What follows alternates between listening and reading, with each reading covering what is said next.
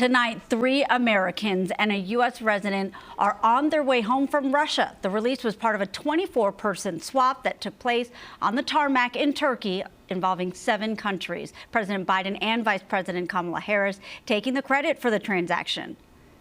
As of today, my administration has brought home over 70 Americans who were wrongfully detained and held hostage abroad, many since before I took office. The White House says it's flying the hostage and wrongful detainee flag to celebrate their release and honor the Americans still held around the world. And right out of the gate, we bring in CBS 13 political analyst Gary Dietrich to talk about this. Marley mentioned in the story they're taking credit, they being Biden and Harris, making it political. So obviously, what role does politics have to play in this, and what does this do to the election, or at least some voters who might be thinking they're not sure what they're doing? You can go to the ice cream store this year and it's going to get political, people. I know. That's just the way it is. Yeah. And Tony, you make a good point. I mean, yes, they tried to claim credit for this. And here's the deal. Trump pushed back today and said, wait a minute, one of the 3 Americans wasn't even a hostage when I was president, because part of the ding that President Biden said was, well, this is because I have great relationships around the world, and he basically was giving a backhand to Trump. It wasn't like that before I got in there, and it probably won't be like that afterwards. So you know all the deal. And then with Vice President Harris, the word came out, well, she met with some of these leaders of these 6 nations, kind of clandestine last year. How much credit, actually they get personally?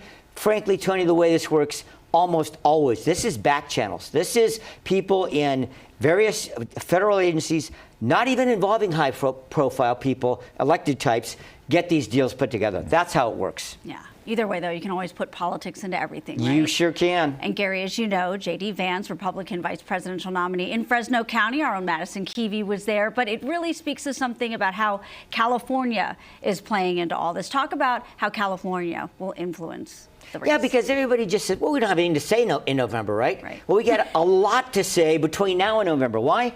Because California remains, my friends, like it or not, the election year ATM of record. And not only was he, by the way, Marley, in Fresno for a big fundraiser down there with the ag guys, but in Silicon Valley also this week. So, and he has big ties there. By the way, that's a really interesting story. Where California is having major impact right now for both parties is tech guys are getting in a big way. I mean, Elon Musk, Mark Cuban on opposite sides.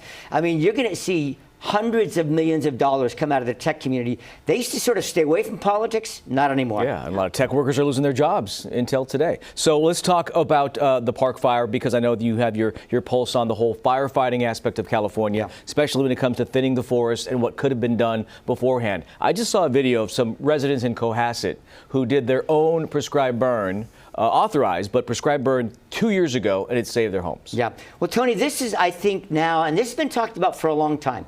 How much money do you spend, just like when you go to the doctor, how much money do you spend on prevention? How much do you spend on, well, let's just say the cure, or basically, in this case, putting out a fire?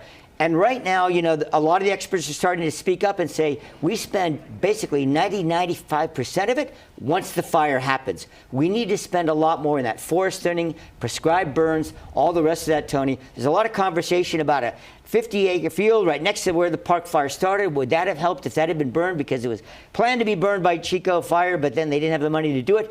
Nobody's blaming anybody, but there's going to be, I guarantee you, a reevaluation going forward of how do we prevent these big fires, not just fight them. Yeah. That's not where you want it to be, hindsight 2020. You want something to be done ahead of time. It's a good analogy. Think of it as health care, preventative care, instead of just getting the disease itself. All right, Gary. Thanks for your time, as always. Okay, guys. Talk to you soon.